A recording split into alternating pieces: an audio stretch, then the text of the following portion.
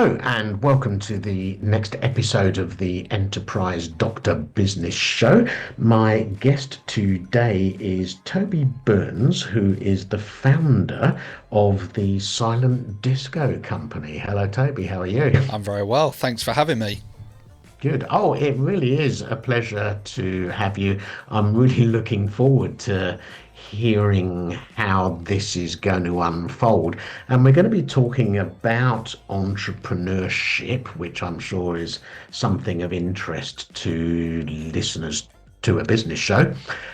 But I wanted to just start by hearing a bit about the Silent Disco Company. How did that get started? Where is it at? And is that all that you do, or have you moved on to other things as well? I love throwing out three questions at a time. So, I formerly, and I've probably said this many, many times before, but formerly I was a children's entertainer and DJ. With any business of that nature, you're swapping time for money. It's not sustainable. It's key man driven. Yeah, you earn really good money being a DJ, but it's very unsociable. You're out all the time. So I actually saw silent disco done abroad on a much sort of more basic scale, cheaper scale. But the market I was in DJing for, which was sort of high end Jewish Arab clientele, I just knew I could bring silent disco to that in a more premium way. And then it just took off. We had a plan. With any business that we've run, I always say, like, test the market first, see if there's a market for it. So we were taking advanced bookings before we'd even ordered the headphones. And we started with a couple of hundred headphones. Now we're well over 20,000. We supply events all over the UK, a little bit in Europe and further afield. And subsequently, I've got involved in different sort of property, which I always say sort of builds moats around your business, gives you a little bit more protection. And then we've got subsequent brands, but all the brands do what they say on the tin. So Silent Disco Company, the Karaoke Hire Company, the Screen Hire Company, they all sort of say what they do. But everything's in the event space. Everything is as a dry hire solution, and what I mean by that is we can put it in a box, we can ship it out with a courier, we can ship it back with a courier, and that gives you the scalability than having to put sort of boots on the ground at each of these events. Okay, I'm going to start by saying that's just brilliant to have had the idea, to have made it happen, to have rolled it out to other things, to have grown it in the way that you have. And listeners probably know that I like to just let my guests, I give them free rein to say some stuff, and then I ask them something about what they just said rather than having a dozen pre-prepared questions. I've got a really question that I'm burning to ask, which is, how do you do that? Lots of people have different objectives with businesses. Some of them want to grow them to be big. Not everybody. That's not an objective that meets everyone's needs. But how do you do that? Because so many people who want to grow something in the way that you have and expand it to comparable things in the way that you have just never make that happen. But you have. I think in our particular industry, sort of events and entertainment, it's the snowball effect. Similar to sort of builders as well. You do one job, 3 people, you've got 100 people there at a party. 3 people out that party then book you. Okay, and this is the same with DJing. Then out of those 3, another 3 people see you. That's now 12 bookings. And I call it the snowball effect, as if you're pushing a snowball down a hill, and you should be picking up bookings all the time. So, and it's the same with trades. That you go and do a job, they tell, this builder was really good. You tell your friends and family, and then it's recommendation. But people are going to see you at these parties.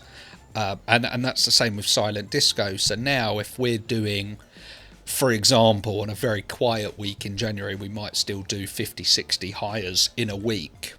We expect out of 50 hires, at least 3 people from each booking. That's then 150 bookings that we should get in the future. And if you rinse and repeat that every week, you should that snowball effect should carry on. I think COVID was hard because it stopped it in its tracks, and we've had to build that snowball up again. We had a bit of a head start with the brand that we built, but in order to scale, I think, as I said, the snowball effect in our industry is really important. Marketing and brand is also super important, and we invest like tens of thousands of pounds into Mr. Google, and that is our main source of advertising. We don't do any, really rarely on socials. That's all brand awareness. You know, if it's a new lead, that will all be Google generated. Okay, it's so rare for me to be lost for words, but okay. What I'm going to say is that very little that you said surprises me there. The philosophy of, you look after some clients, you do a good event, you get three more from that one, you get three more from each of those. A very simple philosophy and strategy, but for so many people, it doesn't happen. Why do you think it does happen for you? I think the key to success, and I've said this many times, is customer service. And I've come from my dad had a family business that was 4 generations in, and as a kid I used to work in this retail shop as like a 10-year-old selling stuff, and what I saw early on was old-fashioned customer service, and I call it old-fashioned, and we try and instill that in here, that we're not just on email. There is always somebody to answer the call, and the amount of people that we hear that are calling other companies and they don't answer for 2 days, and I think, what's that about? So we have a team of people always on the phones, ready to help or answer any questions a customer may have. And I think it's just old-fashioned customer service, that if you give really, really good service, that will put you above the rest. So I think quality of equipment, everything we put in a box has to look wow. When you open it, I loved going to sort of Harrods as a kid to get the Christmas teddy bear each year, and the way they package it up and you open it and it's that wow moment. And I do that for my daughter now, just at Christmas. We go get that 30 quid teddy bear. But the way they package it up, and it's that wow moment that every single box that goes out has to have that wow moment when they open it up. Other companies will just toss the headphones in, it's not put in a particular order, OCD you could call it. But just those little 1% of effort puts you above the rest, and all those little 1% of effort add up to a much bigger success rate, Yep. And I do know, and I absolutely support everything that you've said. Customers in almost every market, every sector, customers of almost every business can go elsewhere. And if you don't look after them, they will go elsewhere. And if you do look after them, if you give them that good customer service, then not only will they come back, but they'll tell their friends. And it's time as well. Everyone wants to buy time back because time goes so quickly. With your smartphones, time is precious. You can do anything from your smartphone almost instantly. But when actually someone wants to give you their time of making a booking, or how does this work? We had a conversation pre-podcast on laptops and everything. But when you actually give that time back to someone, not being rushed to go on to the next client and the next client, and you've got this email and that, just giving half an hour of time, you build that rapport with a customer. But when we first started, there was probably 2 other companies in the market in the UK, so there was probably 3 of us. We just invested a lot into advertising to really give us a real big head start.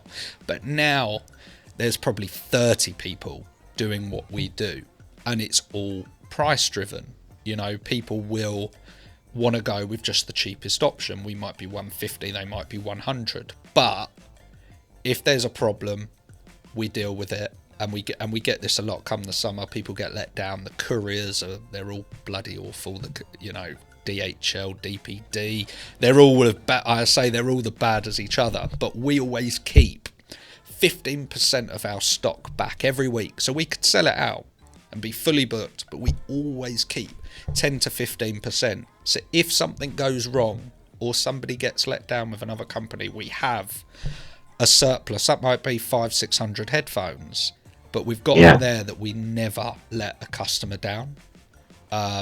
Or if we have to send out exactly the same hire as a duplicate again to make sure they get it on a Saturday morning, that's what we do.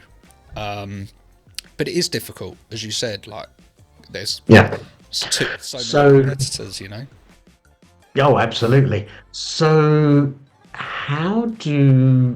I can get how all of that is attractive to a prospective customer, and you start with the prospect and you turn them into a customer, and hopefully they then turn to a return customer. How do you get that message across to people? Is that all on your website? Have you got a why use us page and it says because we do this, this and this?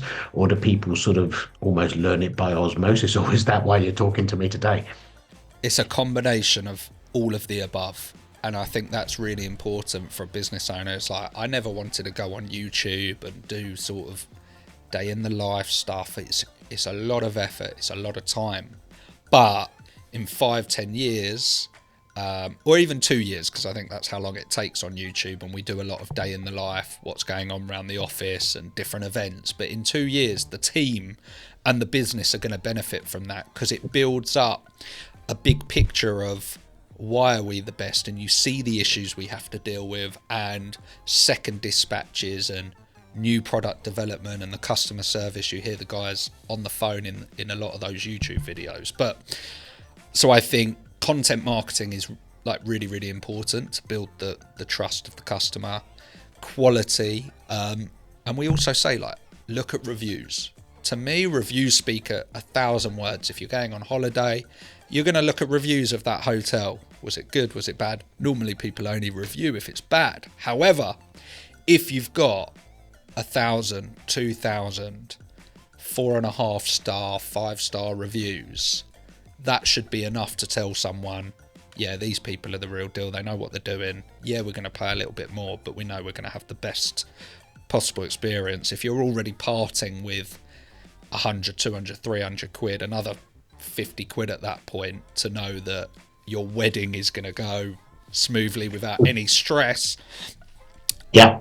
It's everything combined that's really going to make the difference. Yeah. You used the word moat a couple of times.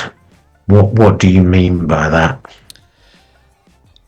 I heard this from another entrepreneur, and that may be another question shortly, but they always said build moats around your business. You know, your business is your castle, and you've got to build moats around it so no one can take it away from you.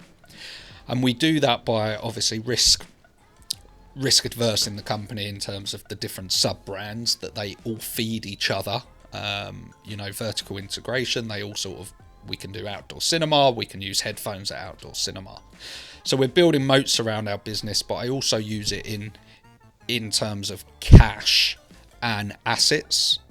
So from a really young age, like, I surrounded myself with really amazing entrepreneurs that have sort of been there, done it, and got the t-shirt. And any entrepreneurs that I speak to, or when some entrepreneurs come to me, I wouldn't call it mentoring, but they're asking questions, and I'll give my time to other entrepreneurs. But I always say, surround yourselves with people better than you. You don't want to be the cleverest person in the room because you're not learning. So put yourselves in a room that everyone there is super, much more successful than you, and you will learn really amazing things from them. And what I noticed from every entrepreneur that I met is they've got wealth from a trading business, but it's what they've done with the profits of that trading business. And generally all of them would put it into property, whether that's residential, commercial, whatever. And that is building a moat around your business, that if times get really hard, you've got something there that, you know, could be your savior. But at the same time, in terms of reinvesting, that if we have various commercial properties, I prefer commercial than residential. They're much easier. You can have long leases, not a year at a time. That's my way of doing things.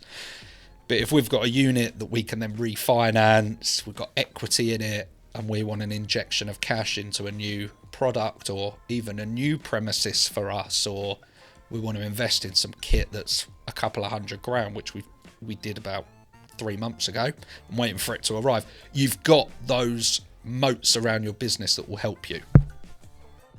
Love it. I find it interesting that, you know, lots of businesses, when they have profits, they distribute the profit to shareholders, and if they have any sense, they retain the profits within the business.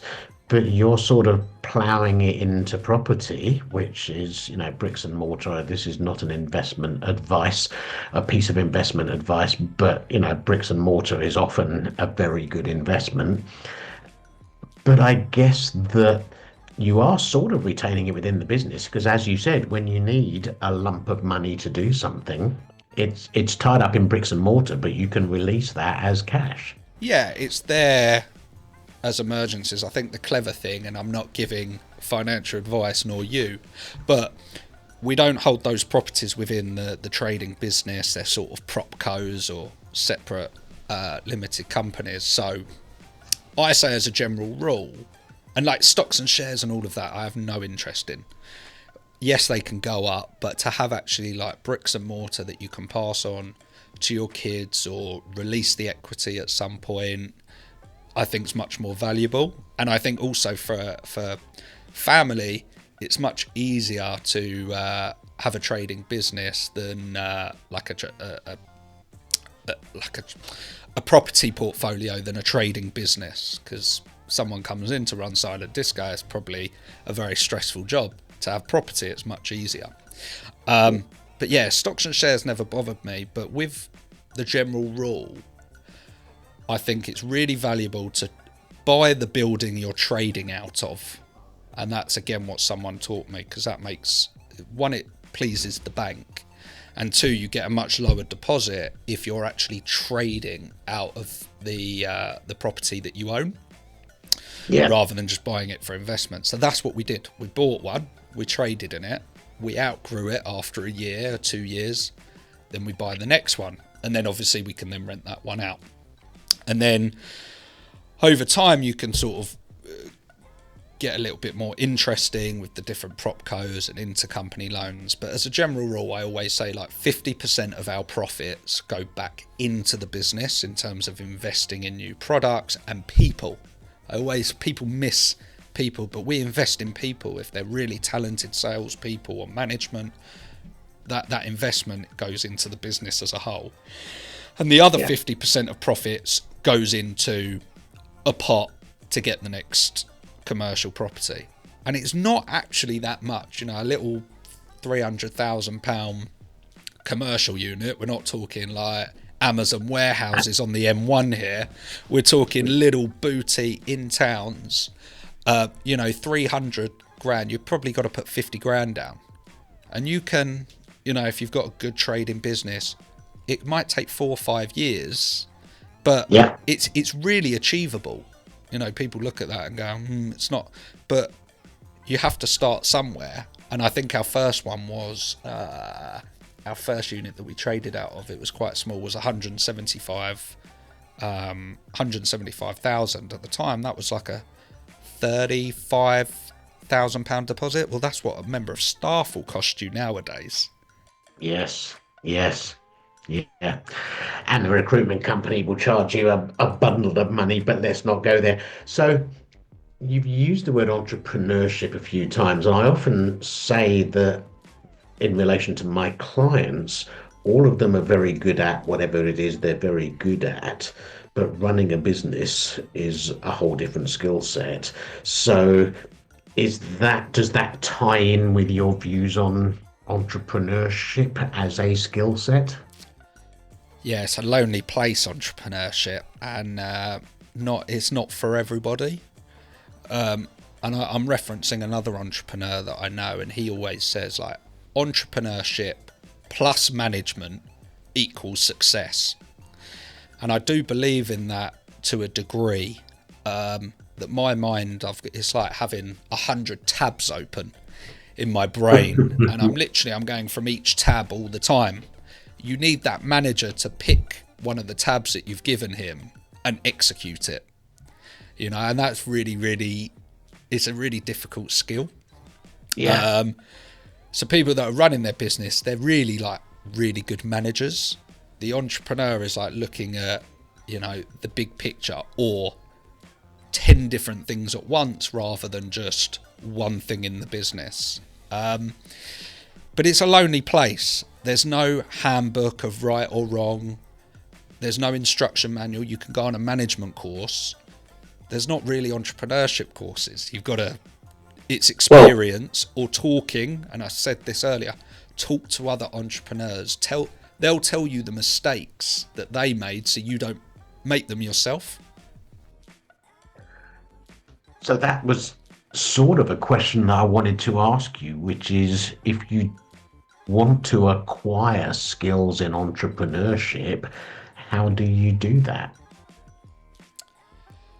I think in a harsh but realistic way, I think entrepreneurship is in your DNA. It can't be taught. It can't be taught. In my opinion, it can't be learned. You either have that entrepreneur flair or you don't. And I think it's DNA. I think all entrepreneurs are a little bit mad in the head. I know a lot of entrepreneurs that are dyslexic or have ADHD. The majority of them. Yeah. You look at Richard Branson, like he's highly dyslexic, but he's unbelievably successful. And that's because he's had fantastic managers where he's said, I want to do this is the plan, go and execute it. He's the man with the vision. The managers in his team are the people that actually have made that happen. Yes. I do agree. And it doesn't mean that somebody who hasn't got entrepreneurship in their DNA can't become an entrepreneur, but it is that much harder for them. I could become a classical pianist, but I've got no musical talent, so it would be that much harder for me to do.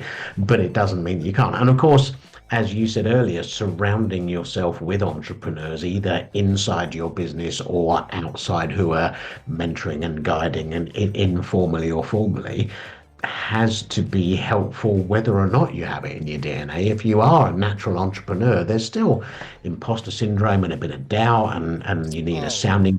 Even now, I still have that element of doubt. We've just done a huge move this week, and I know it's little, but we've had our phone system, which is a VoIP over the internet system, for 10 years. Really happy, but we've decided to move for the future of the business. And literally it transferred yesterday, and it's been a long week, very early mornings, late evening. And there was doubt the whole way through this week. Am I making the right decision? So there's always doubt. But I think if someone's thinking about running a business, I think go and do it, because they've obviously got an entrepreneurial flair inside them to want to do it. And I use my brother. My brother's got absolutely no interest in running a business, having staff. He works in the city, and he loves his 8 a.m. till 5 p.m. He can have the weekend to relax, doesn't have to think about it till the Monday. He couldn't think of anything worse than having 15, 20, 100 staff and managing that. So I think if someone's thinking of doing it, there's going to be doubt, but they've already made that first step of, you got to give it a go. And even when we started Silent Disco, there was no guarantee, but I knew what I had to put in up front. And if you're comfortable with, we're not talking you've got to invest 100 grand and put your house on the line. That's why I said about testing the market first. Set up a website. Those things are all cheap. You can probably risk reverse it at 5 grand, 10 grand. If it doesn't work, you can feel a lot more comfortable about losing that than putting everything on the line. That's not to say You know, Elon Musk, and I'm using wild examples, but with SpaceX, you know, he put everything he had on the line. He literally ran out of money, and it was either like fly or fight, you know, at that point. And now he's going to be the richest man in the world, or America. So there are big risks, and you know, that's serial entrepreneurship. I mean, he's got experience to know. Sure. Or you've got to be comfortable losing it. Oh, I am a bit of a gambler. I do like to play a bit of poker here and there and whatever. And for me, the rule of gambling is never put on the table what you're not prepared to lose. And the same goes for entrepreneurship. You know, if you're going to bet your house on it, then you've got to be prepared to lose your house. So to wrap up, I want to ask you for two pieces of advice for two different people. The first person would be someone who is not a natural entrepreneur, but they really want to run their own business. They've got an idea that should be a business. They want to go with it. What advice would you give them? And the second piece of advice would be for the same scenario, but for somebody who does have that entrepreneurial flair. My advice would be the same for both, which is go do it. You know, do it. If you've got that passion and you believe in something, go and do it. You only live once. If it doesn't work, you'll go on to something else that does work. If that, the second person with that entrepreneur spirit, if the first thing doesn't work, the second thing may work, or you go again. And I'd say the same to the first one, which is like, go and do it. You don't know unless you try. So if you believe in something, you've done the research, you know, tested the market a little bit, and your belief is there, persistency and belief, I believe that you would succeed in it. So my advice would be the same for both of those. Brilliant. And I'm delighted to say I'm going to be brave and say if you'd asked me the same question, I would have given the same answer, but probably not quite as eloquently. So thank you for that. I have really enjoyed talking to you. I knew I would, and I love being right. I have been talking today to Toby Burns, the founder of Silent Disco Company, and much more. If I may, Toby, I'll put a link to your website in the podcast notes and a link to your LinkedIn profile and whatever, so that if people are interested in you or in the business, they can go away and stalk you in the same way that I did before we spoke. I hope you've found it useful. I know you must do loads of podcasts. I'm doing more. As I said, it's all part of it, and especially over the last year, you know, just sharing the message, entrepreneurship. Go on YouTube, you see a bit of the day in the life stuff, and we'll continue doing it and share the positivity with other business owners. And to make people's lives easy, I'll put a link to your YouTube channel in the podcast notes as well. So, yeah, that will make people's lives easy. I hope everybody listening has enjoyed this as much as I have. I am Mark Harris, Enterprise Doctor. I do mentoring and coaching for small businesses. And this is me signing off.